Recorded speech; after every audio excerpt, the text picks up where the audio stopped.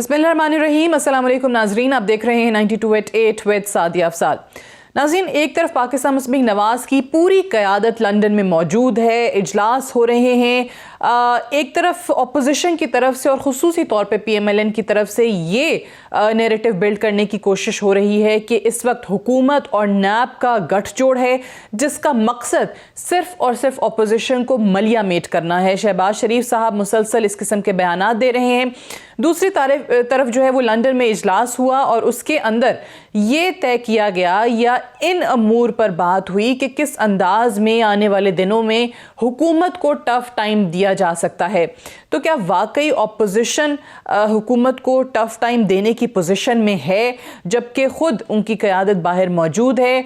और दूसरी तरफ जरदारी साहब की तरफ से भी उनकी जो ज़मानत की दरख्वास्त है वो सामने आ चुकी है, जिसके लिए वो पहले आमादा नहीं थे। तो क्या PMLN के बाद पीपल्स पार्टी की लीडरशिप भी मुल्क से बाहर नजर आएगी? और नवाज शरीफ साहब की साहबजादी मरियम नवाज की तरफ से भी 6 हफ्तों के लिए लंदन जाना, जिसमें वालिद साहब की तीमारदारी का मकसद बयान किया गया है, वो पिटीशन लाहौर हाई कोर्ट में जमा करा दी गई है। हुकूमती वज़रा ये बारहा कह चुके हैं, दो टोक अंदाज में कह चुके हैं कि वो लोग किसी सूरत मरियम नवाज का नाम ECL से नहीं निकालेंगे। सो क्या इस पर हुकूमत डट चुकी है कि मरियम साहिबा को बाहर नहीं जाने देंगे? इन तमाम उमूर पर आज प्रोग्राम में बात करने के लिए हमें ज्वाइन कर रहे हैं अवामी मुस्लिम लीग के सरबरा और वफाकी वजीर बराए रेलवेज शेख रशीद अहमद साहब। बहुत शुक्रिया शेख साहब, आपने प्रोग्राम के लिए वक्त निकाला। सबसे पहले तो शेख साहब ये बताइएगा कि जो सियासी तौर पे नई खबर है मरियम नवाज साहिबा के हवाले से, जो कल हमने देखा है कि उनकी तरफ से पिटीशन लाहौर हाई कोर्ट में जमा करा दी गई है, जिसमें कहा जा रहा है कि नवाज शरीफ साहब की सेहत बहुत ज़्यादा तशवीशनाक है, वो बहुत परेशान हैं, बाहर जाना चाहती हैं, 6 हफ्तों के लिए बाहर भेजा जाए। तो क्या तीमारदारी की बुनियाद पे ऐसा कोई प्रेसिडेंस मौजूद है पाकिस्तान में?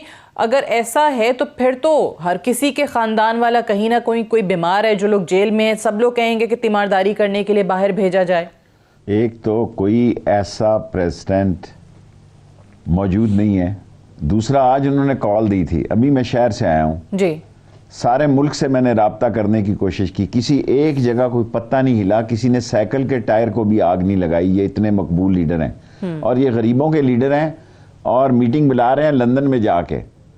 और इनके चोंचले देखें, इनकी आदत देखें कि ये गरीब और महंगाई के खिलाफ कॉल देते हैं लंदन से, और भाई यहाँ आके कॉल दो, यहाँ आके बात करो, यहाँ अपना मुद्दा बयान करो, और वहाँ बैठे आप तस्वीरें खिंचा रहे हैं और इशारे करके फोटोएं बना रहे हैं, ऐसे बनाएं ऐसे बनाएं। ये फ्रॉड है, बहुत बड़ा ड्रामा है। इनकी सियासत ख़त्म हो चुकी है। और पहले ट्वीट तो शुरू करें ना मरियम साहबा, ये ट्वीट करना चाहती हैं बाहर से जाके, बड़े शौक से करें। मैं तो देखो इस बात का हामी हूं। अभी आपने आसिफ जरदारी की बात की, आप मुझे एक बात बताएं जी। एक मुजरिम आदमी जो सजा याफ्ता है, अगर वो बगैर किसी असूल और बगैर किसी साबका रवायात और साबका फैसलों के अगर मुल्क से बाहर जा सकता है, सही, तो एक मुल्जम जरदारी के बाहर जाने में किसी को क्या तकलीफ है? सही। और वाकई उसकी सेहत खराब है, उसने ज्यादा शोर नहीं मचाया इनकी तरह, और शोर मचाया लंदन जाने तक, और लंदन जाने तक शोर। देखें, इजराइल लंदन में भी वही है जो पाकिस्तान में है। ये नहीं कि यूके का इजराइल और है और पाकिस्तान का इजराइल अलैहिस्सलाम और है। दोनों इजराइल एक ही हैं, और जहां इजराइल का वक्त हो वो फाइल नहीं गुमती, वो निकल आती है। चाहे जितने मर्जी आप उस पर नखरे करें और जितने मर्जी आप उस पर अपने अहदाफ को रखें। अब ये सारे 10-12 लोग क्या गए हैं जी? सारे के सारे मोस्टली नैप में मतलूब हैं। ठीक, जितने लोग गए हैं लंदन में मीटिंग की हैं, वो सब नैप के अंडर प्रोसेस हैं। और जितने लोग इस वक्त कॉल दी है जिन्होंने, उनसे किसी एक शहर में किसी का नाम दो कि किस जगह क़यादत की। आप जब ये शाम को प्रोग्राम चलाएं 8 बजे, उस वक्त बताएं कैमरा ले जाके कि लाहौर ग्वाल मंडी में जो इनका आबाई शहर और हल्का है, यहाँ 2 टायर जले, यहाँ 3 दुकानें बंद हुई, यहाँ लाठीचार्ज हुआ, यहाँ आंसू गैस चली। ये सिर्फ मीडिया खेल रहे हैं, मीडिया के शौकीन हैं, और मीडिया के हाथों इनकी सियासत जो है वो दाल फेन हो जाएगी। अच्छा, ये शेख क्योंकि साहब, ये on बात ground तो आपकी इनका कोई दुरुस्त है रोल कि नहीं। एहतजाज नहीं हुआ। 6 दिसंबर को मुझे याद है एहसन इकबाल ने ट्वीट किया, कहा आवाम बाहर निकलेगी, एहतजाज करेंगे महंगाई के खिलाफ, कीमतों में इजाफे के खिलाफ। आज कुछ भी ऐसा नहीं हुआ है। खुद बहरहाल जिन्होंने ट्वीट किए वो बाहर मौजूद हैं। अब मरियम बीबी, जैसे आपने कहा कि वो बाहर जाके ट्वीट करना चाहती हैं, तो आखिर वजह क्या है उनकी खामोशी की? क्योंकि उनकी खामोशी की वजह से ये जो डील वील की खबरें हैं वो ज़्यादा फिर जोर पकड़ती चली जा रही हैं। देखिए, हम जितना मर्जी कहें ना कि ये ढील या डील नहीं हुई, लोग ये नहीं मान रहे जी।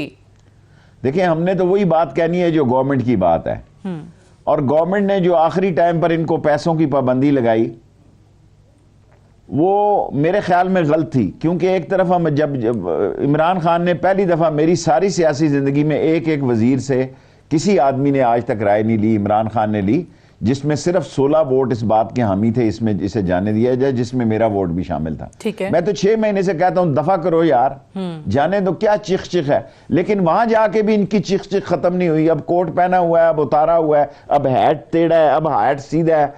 तो मेरा मतलब है, अगर इन्होंने मीडिया ही खेलना था तो जेल से भी ऐसी रोज ही खबरें आती थी। सिर्फ ये थी कि उस वक्त अदनान जो है, सारे इलेक्ट्रॉनिक मीडिया के उसका फोन देखें, सारे डॉक्टर अदनान जो है मेडिकल रिपोर्ट का कम माहिर था, और जितने एंकर हजरात हैं और जितने जो मीडिया हाउसेज हैं उसके नंबर उसके पास थे। अब सिर्फ 2000 रह गए, अब 2500 हो गए। स्टॉक एक्सचेंज की तरह प्लेट चल रहे थे। सो असल में तो ये कौमी मुजरम है। ये वकार, वो सफेद बालों वाला वहां आपको आजकल टीवी पे नजर आता है। इन दोनों को पकड़ना चाहिए आइन और कानून के तहत।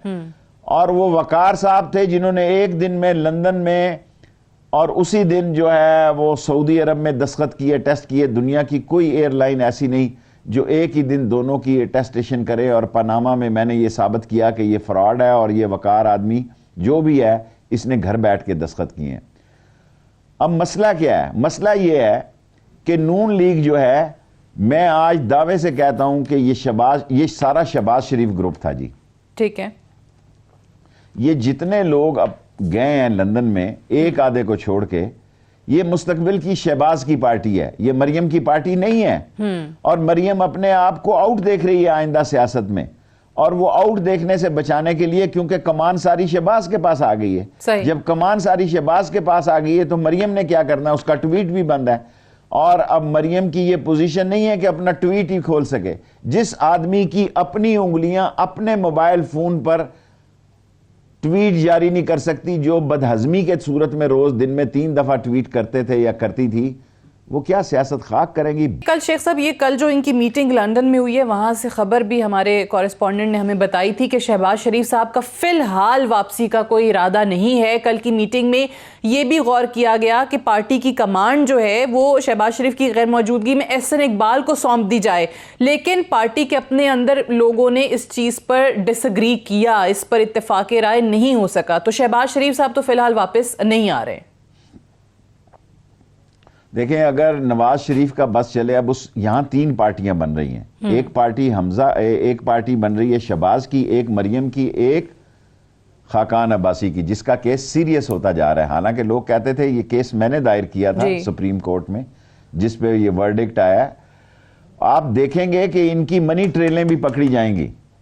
ये 3 महीने मनी ट्रेलों की हैं कि किसके पैसे कहां गए, कैसे, और इन्हीं 3 महीनों में अंबार आ रहे हैं पैसों के।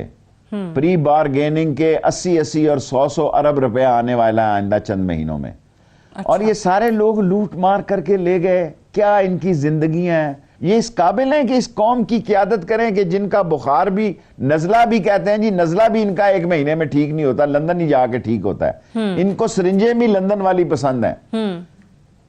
इनको अल्लाह ताला माफ़ी दे, अल्लाह ताला माफ़ी दे। मैं पहले अभी आपको कह चुका हूं कि मौत की फाइल नहीं गुमती, जहां भी जाओ वो हाजिर ड्यूटी होती है।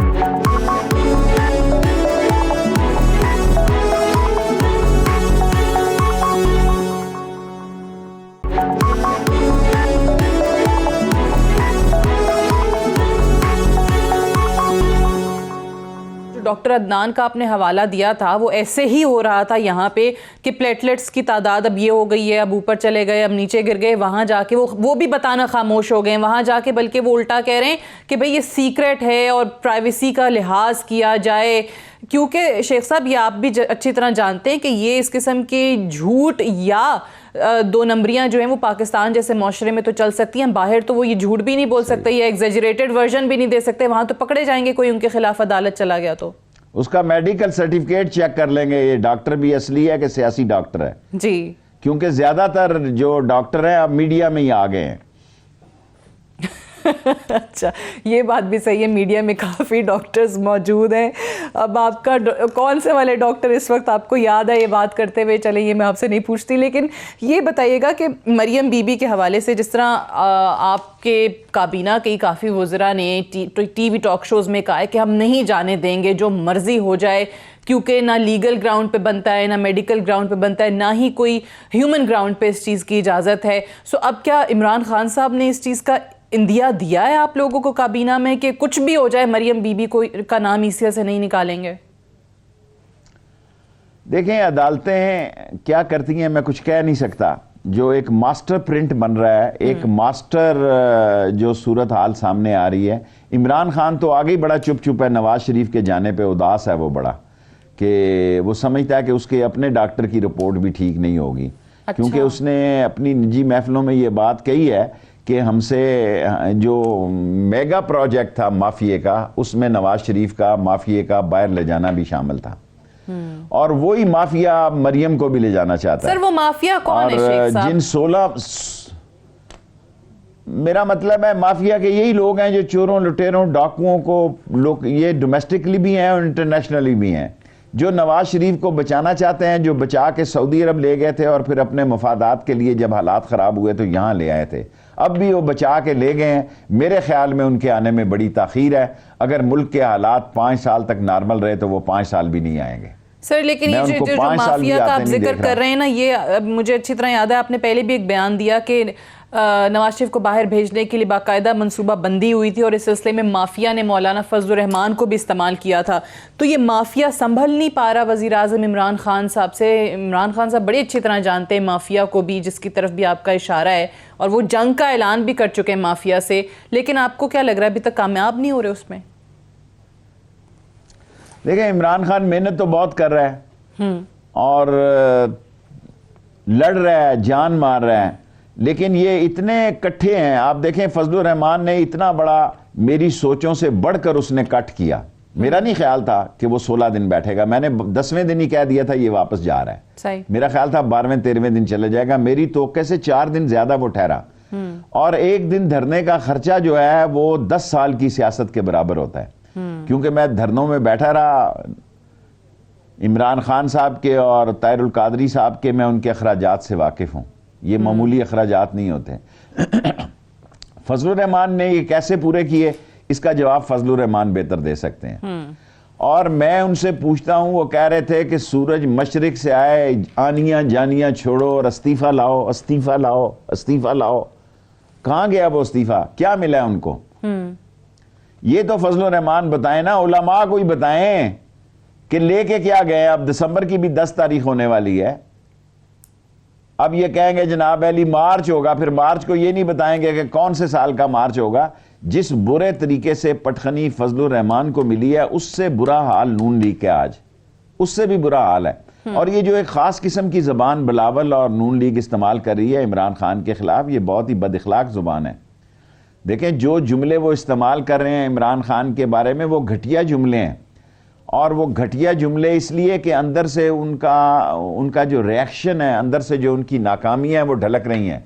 बिलावल को अपनी सिंध की खैर मनानी चाहिए, ठीक, बिलावल को सिंध की तरफ देखना चाहिए कि उसको सिंध में क्या दरपेश मसाइल होने जा रहे हैं, जहां कुत्ते से काटने की दवाई नहीं है, जहां हेपेटाइटिस की दवाई नहीं है, जहां अल्लाह माफी करे, अल्लाह माफी दे, मैं बातें नहीं करना चाहता, उनके लड़काने में जो मेडिकल सूरत हाल है, जो एड की सूरत हाल है, वो पाकिस्तान में सबसे बदतर है। और बातें आके वो पंजाब में ऐसी ऐसी कर रहे हैं जैसे उन्होंने कस्तनतुनिया फतह कर लिया, और जो जबान इस्तेमाल कर रहे हैं, फिर उनको जवाब मिलेगा तो उनकी चीखें जो है लड़काने नहीं, नवाब शाह तक भी सुनी जाएंगी। बल्कि वो राजस्थान के सरहदी इलाकों तक सुनी जाएंगी।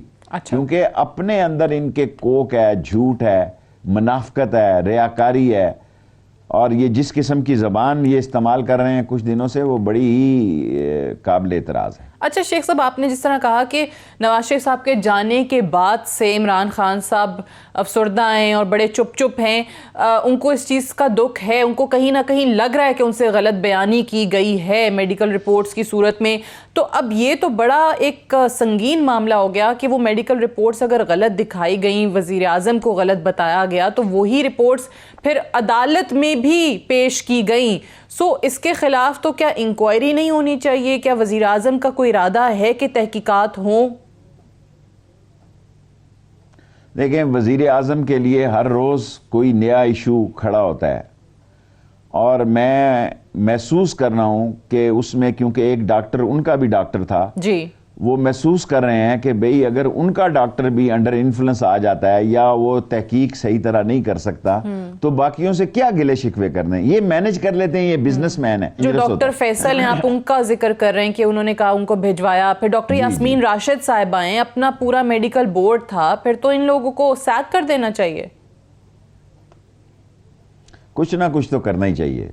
यास्मीन राशिदा को ना करें, राशिद क्या नाम है जी, लेकिन बाकियों को तो पूछें भाई कि ये वहाँ 100 मीटर की रेस दौड़ रहा है और आपने इसको करीबुल मर्ग करार दे दिया। खुद इमरान खान के अल्फाज थे तशवीशनाक, बिल्कुल।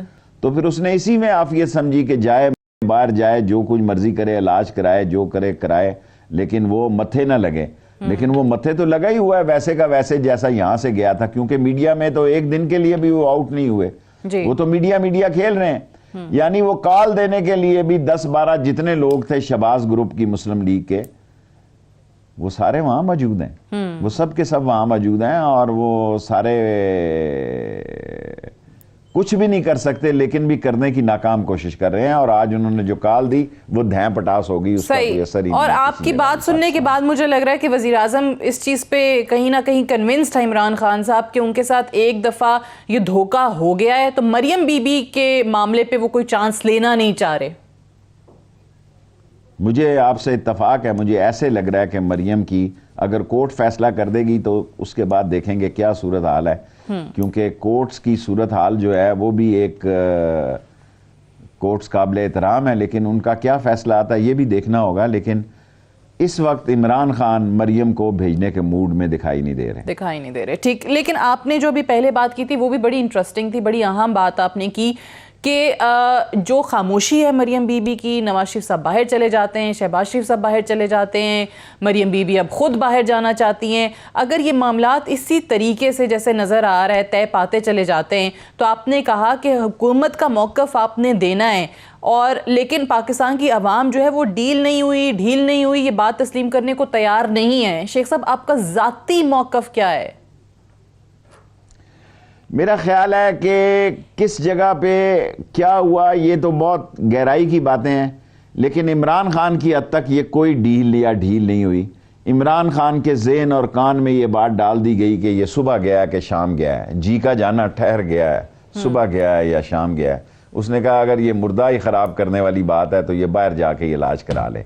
लेकिन ये वेल प्लान था, मीडिया वेल प्लान किया गया, डॉक्टर अदनान ने वेल प्लान सारा, और कहीं ना कहीं इसके डांडे गो मैं हामी था और हूं कि जाने दो।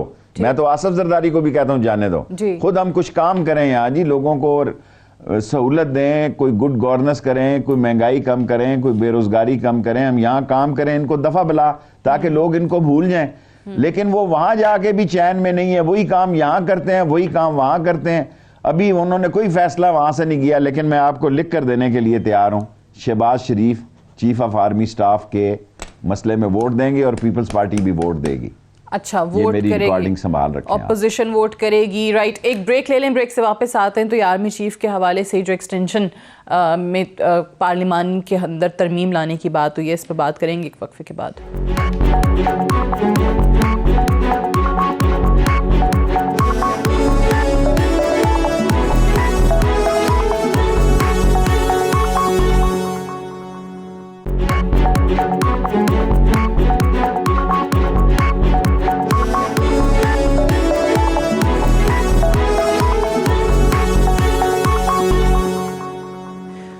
Welcome back. प्रोग्राम में एक बार फिर से खुशामदीद।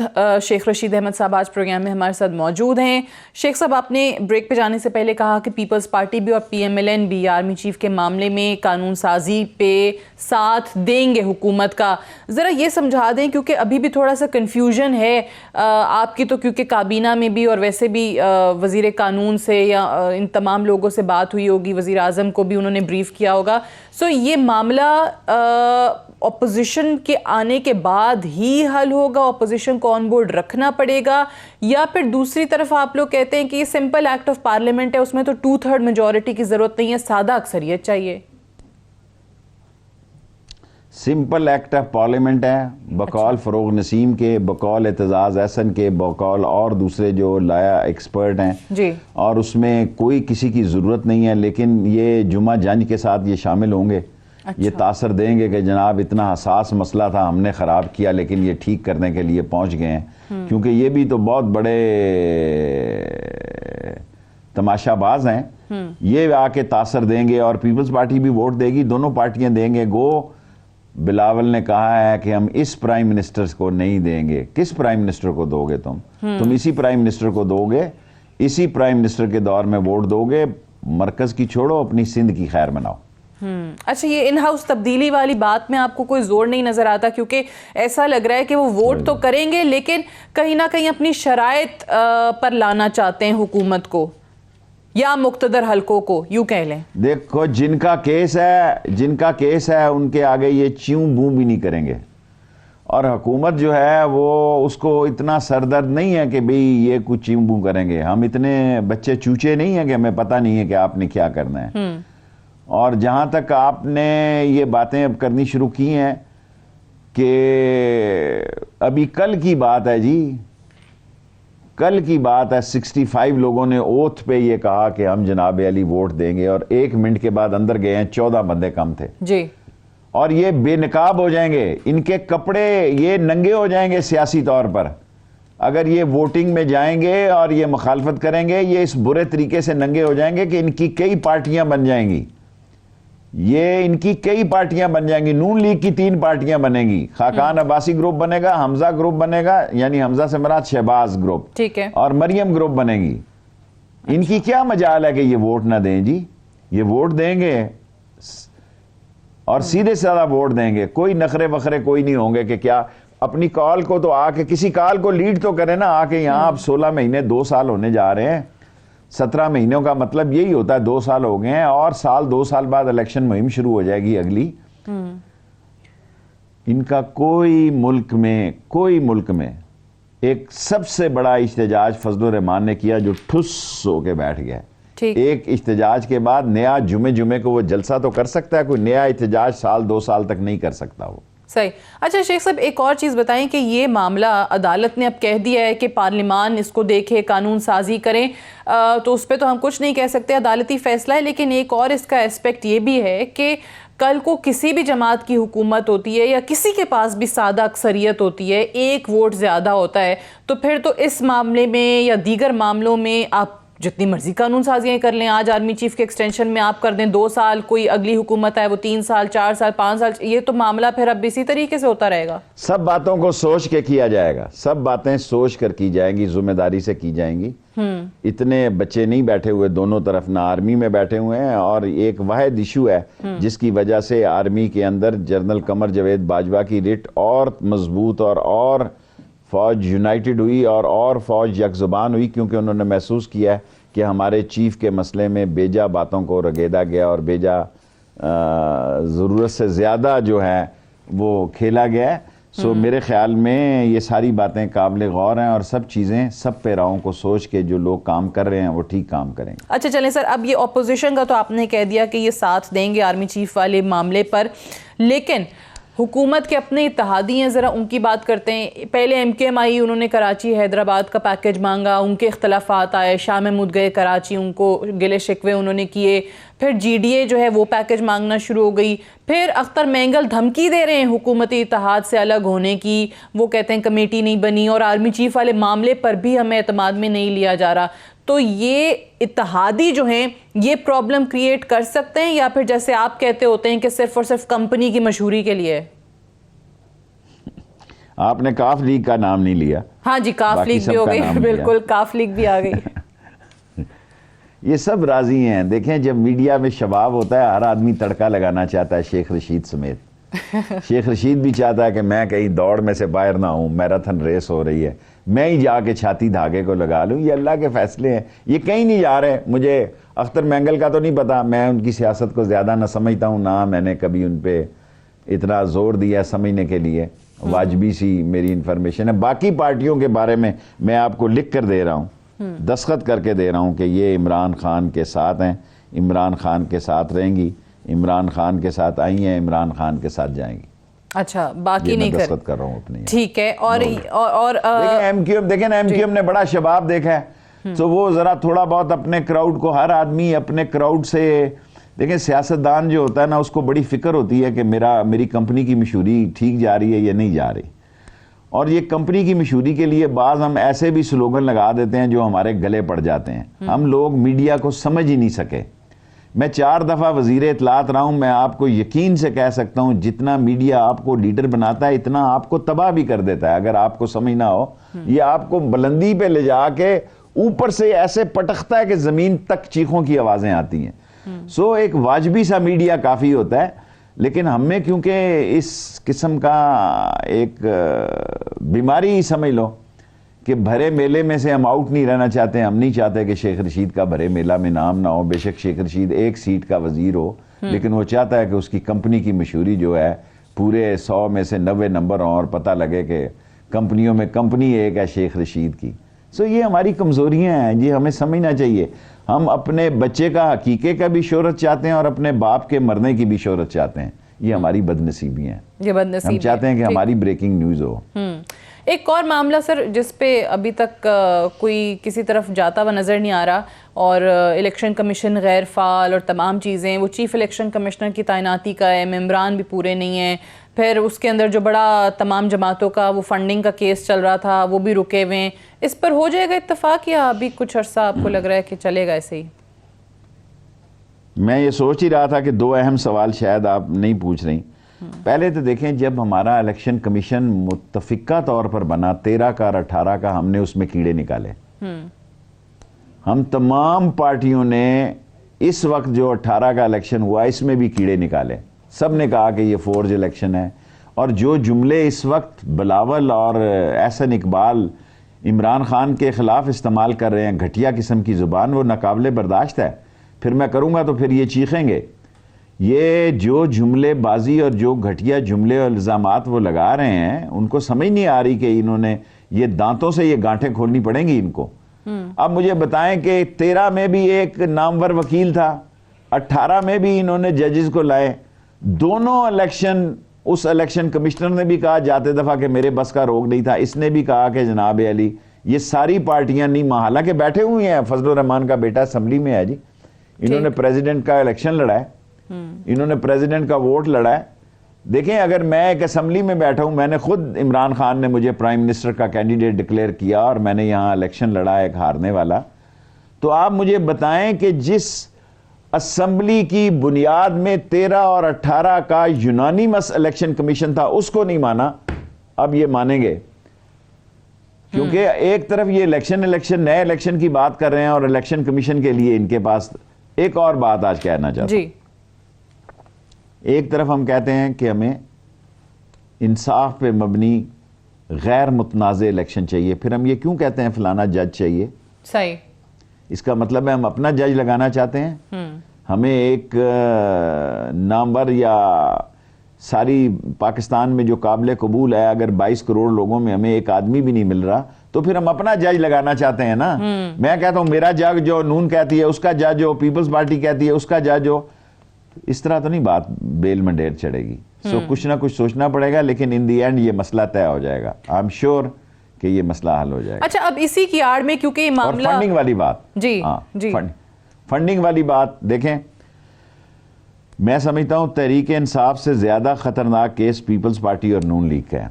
ये मैं मजाकन नहीं कह रहा, और मैं मुतालबा करना चाहता हूं कि तीनों पार्टियों का हर रोज एहतसाब हो, क्योंकि इमरान खान को तो वोट ही एहतसाब का मिला है। ठीक, पीटीआई की बुनियाद ही एहतसाब है, और अगर फॉरेन फंडिंग का केस है, सबसे पहले सोमवार वाले दिन उनका सुना जाए, मंगल वाले दिन नून का सुना जाए, बुध वाले दिन जो है वो पीपल्स पार्टी का सुना जाए, जुमेरात जुमा फजलुर रहमान का रख लें आप, ताकि पता लगे दूध का दूध और पानी का पानी क्या है। सुन सुन के कान पक गए हैं जी, foreign funding foreign funding foreign funding.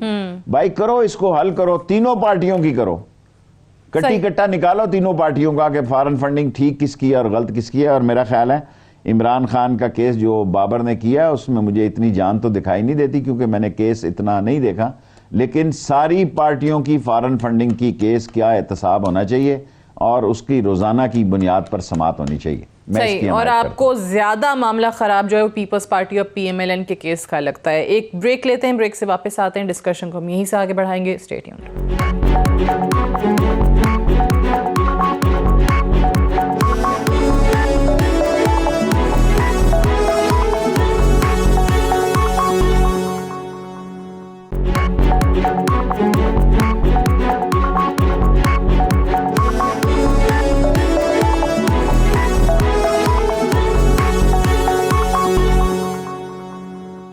Welcome back. Program एक बार फिर से खुशामदीद। आज हम बात करें शेख रशीद अहमद साहब से। शेख साहब, अब ये जो मामला जिस पे मैं सवाल करने लगी हूँ उस पर हुकूमती मौक़िफ़, वज़ीर आज़म का मौक़िफ़ भी हमें पता है, वज़रा का मौक़िफ़ भी पता है, लेकिन मैं आपका ज़ाती मौक़िफ़ जानूंगी।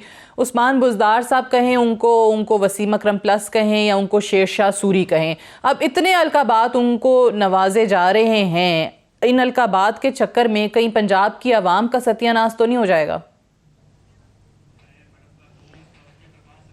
आप मुझे फंसाने की कोशिश कर रही हैं। देखें, दुल्हन वो जो पिया मन भाए। सही। अगर इमरान खान उस पर राजी है तो मैं क्या कर सकता हूँ? मुझे तो उसने यूनिवर्सिटी भी दी है, कॉलेज भी दिए हैं, और एक और हॉस्पिटल है उसको भी चलाना चाहता हूँ, एक हॉस्पिटल बन रहा है। मैं तो देखें ऐसी अब कौम को कहूँ कि हमारी पहले एक फातिमा जना यूनिवर्सिटी थी, हमने 6 रोड की यूनिवर्सिटी भी 987 बच्चियों ने दाखिला लिया इस साल यूनिवर्सिटी में, और IT यूनिवर्सिटी भी इसी साल हम चलाने लेंगे 2020 में इंशाल्लाह। और फिर रेलवे की भी एक यूनिवर्सिटी हम बनाना चाहते हैं चीन के साथ मिलके, हमारे साथ तो वो तावन कर रहा है। अच्छा। बाकी अब आप मीडिया ने इतना तूफान उसके खिलाफ उठाया है और उन्होंने मीडिया में आदमी भी अपना लाया, इसके बावजूद अगर आप मुतमिन नहीं हो रहे तो मैं क्या कर सकता हूँ? मैं तो इमरान खान के साथ हूँ क्योंकि वो बुज़दार। मेरा पिंडी के मसले तक तो ठीक है, फिट है। अच्छा ठीक है, मैं मुतमिन। पिंडी के मसले तक ठीक है, पूरे पंजाब का आप कुछ नहीं कह सकते। लेकिन वैसे शेख साहब ये आप भी जानते हैं, अगर पंजाब के हालात इतने अच्छे चल रहे होते, ठीक है बुज़दार साहब से इमरान खान साहब बड़े मुतमईन हैं, खुश हैं, लेकिन अगर इतने अच्छे हालात चल रहे होते तो फिर पंजाब की पूरी ब्यूरोक्रेसी में इस तरीके से उखाड़ पिछाड़ करने की ज़रूरत नहीं पेश आती। 4 IGs के तबादले नहीं हो रहे होते, चीफ सेक्रेटरी ना तब्दील हो रहा होता, ज़िलाई अफसरान के 4 बार तबादले नहीं हो रहे होते। ये सुन सुनकर मेरे कान पक गए हैं। मैं कहता हूँ यार खुदा के लिए तबादले मैंने रेलवे में करने हैं तबादले। अच्छा। लेकिन मैं कहता हूँ नया साल आए, एक दफ़ा फाइनल राउंड चलाएं कि लोग काम नहीं कर रहे जी। लोग अच्छे अफसरों की बड़ी शॉर्टेज है मुल्क में, अच्छे अफसर बड़े नायाब हैं। हमें पहले भी राजा शौकत साहब, सुल्तान सिकंदर साहब अच्छे सेक्रेटरी मिले, अब भी हमें गिलानी साहब एक अच्छी सेक्रेटरी मिले, लेकिन टीम वर्क की बड़ी कमी है। लोग जो हैं वो रिलैक्स हैं, लोग काम नहीं करना चाहते। पाकिस्तान में मौत पड़ गई है काम करने के लिए, काम कराओ तो मौत पड़ती है। कहते हैं कि नहीं हमें जनाब अली सिर्फ तनख्वाह दो, हमें अलाउंसेस दो, हमें TADA दो, हमें गाड़ियों दो, लेटेस्ट दो, लेकिन हमसे काम ना लो। सो पाकिस्तान में अच्छे ऑफिसर नायाब होते जा रहे हैं। ये बहुत बड़ा कहत है एक अफसर को ढूंढना। तो ये ट्रांसफरें और इमरान खान साहब ने खुद कहा कि मैंने तो कान पक गए ये सुन के। लेकिन हमारा सवाल करना इसलिए भी बनता है शेख साहब क्योंकि पंजाब हुकूमत की अपनी ये पॉलिसी उन्होंने तय की थी कि 1 साल से पहले किसी आप मुझे बताएं बुज़दार ना हो तो कौन हो, वहाँ कौन बंदा है? आप मुझे बताएं, मैं आप पे छोड़ता हूं। नहीं, मैं आपसे पूछ रही हूँ कि कप्तान वही है तो उनके नीचे की टीम बार बार तब्दील करते रहेंगे तो तब्दीली आ जाएगी। अब नहीं होनी चाहिए मेरा ख्याल है। आपका इंटरव्यू सुन रहे होंगे, मेरी उनसे रिक्वेस्ट है कि ज़्यादा ट्रांसफर ना करें। हम भी एक आखिरी बार कोशिश करेंगे साल के शुरू से पहले। ठीक है। और वही टीम जो पुराने खादमे आला की थी शहबाज शरीफ साहब की, वही उठा के वापस लेकर आ गए, तो एडमिशन ऑफ फेलियर तो क्या बुराई है? अगर अच्छा काम करने वाला आदमी इनको वो पसंद है कि वो करेगा तो वो कर ले। पहले उन्हीं के बारे में कहते थे काम नहीं करेंगे, लेकिन मुझे ये बताएं कि ये जो ब्यूरोक्रेसी काम नहीं कर रही और ये फाइलें बंद हैं और ये नहीं है वो नहीं है, इसमें वाकई सदाकत है? नैब का कोई अमल दखल है या नहीं है? ब्यूरोक्रेसी काम नहीं कर रही। इस्लामाबाद में भी बुरे हालात हैं। अच्छा, हर जगह बुरे हालात हैं। हमारा नाला लई एक फंसा हुआ है और ML1 का इंशाल्लाह प्लानिंग में हमारा PC1 फंसा हुआ है। ये 2 हो जाए फिर ज़रा खुल के बात करेंगे, क्योंकि ब्यूरोक्रेसी वाकई काम नहीं कर रही। तंग आ गया हूँ, मैं भी तंग आ गया हूँ कि ब्यूरोक्रेसी काम नहीं कर रही। तो सर पे कैसे काम कराएंगे? इमरान खान साहब क्या सोच रहे हैं इनके बारे में? पता नहीं इमरान खान क्या सोच रहे हैं। हम तो थोड़ा बहुत पिंडी में होने की वजह से हमारा थोड़ा बहुत ख्याल होता है, लेकिन वाकई मैं कहता हूँ लोगों को बड़ी शिकायत है कि ब्यूरोक्रेसी काम नहीं कर रही। मुझे भी शिकायत है, लेकिन मुझे कम शिकायत है। आपको कम शिकायत है, लेकिन शिकायत है, और इस चीज़ पे आप कन्विंस्ड हैं कि ब्यूरोक्रेसी काम नहीं कर रही। अच्छा, अब PTI की ही हुकूमत जहां पहले मैं आपको एक मिसाल देता हूं कि एक कमरे से दूसरे कमरे में फाइल ले जाने में 45 दिन लगाते हैं ये लोग। अच्छा, एक ही छत नीचे बैठे हैं, सबके पास PA भी हैं, स्टाफ भी है। एक दफ्तर से दूसरे दफ्तर में फाइल भेजनी है, 45 दिन तक मेज पर पड़ी रहने देते हैं। कोई डैम केयर के इसके क्या असरात होते हैं? तो सर इस बात का ताल्लुक कहीं उसी चीज़ से तो नहीं है जो PTI की हुकूमत ने शुरू में कहा था कि जाहिर है इतना अरसा PMLN की, पीपल्स पार्टी की हुकूमत रही, और ख़ास तौर से PMLN इस मामले में आप लोग कहते हैं काफ़ी तेज़ थी, उनके लगाए हुए अपॉइंट किए हुए लोग हैं, तो ये जानबूझ के PTI की हुकूमत के लिए रोड़े तो नहीं अटका रहे? वैसे भी मेरा ख्याल है फाइल निकालना जो है ना, अब लोग दर्द सर समझते हैं। मैं अपनी मिसाल दे रहा हूँ, मेरे यहाँ भी ऐसे हुआ है कि 45 दिन फाइल ही जो है वो चक्रों में, और सब आदमी इत्तफाक नहीं करते। अगर एक कमेटी ने बैठना है, हमने चंद वैगनें मंगानी है, 2 दफ़ा वो कैंसिल हो गई हैं, तीसरी दफ़ा एक आखिरी चांस है, क्योंकि कोई आदमी रिस्क नहीं लेना चाहता, या रिस्क पहले शरगुल्ले उड़ाते रहे, पहले मज़े करते रहे। यही वो लोग हैं जिन्होंने आराम खाया। एक मिनिस्टर कोई करप्शन नहीं कर सकता जब तक उसके साथ सेक्रेटरी शामिल ना हो, और कोई सेक्रेटरी करप्शन नहीं कर सकता जब तक मिनिस्टर शामिल ना हो। यही वज़रा को ये सारे काम करते रहे हैं पहले, यही काम करते रहे हैं पहले सारे, लेकिन अब इनको मौत पड़ रही है कि ये काम नहीं कर रहे। बहुत अफसोसनाक वक्त है ये पाकिस्तान की के दौर का कि ब्यूरोक्रेसी काम नहीं कर रही। चलें, वी होप कि वज़ीर आज़म साहब इनको ट्रैक पर लाने के लिए कोई इक़दाम जल्द अज जल्द करते हैं। आखिरी सवाल शेख साहब, बहुत ज़्यादा मौलाना साहब बार बार बात कर रहे हैं, क्यों कर रहे हैं ये आपको पता होगा। वो कह रहे हैं ये बस हुकूमत मेहमान है। क्या ये आखिरी महीना है इस हुकूमत का?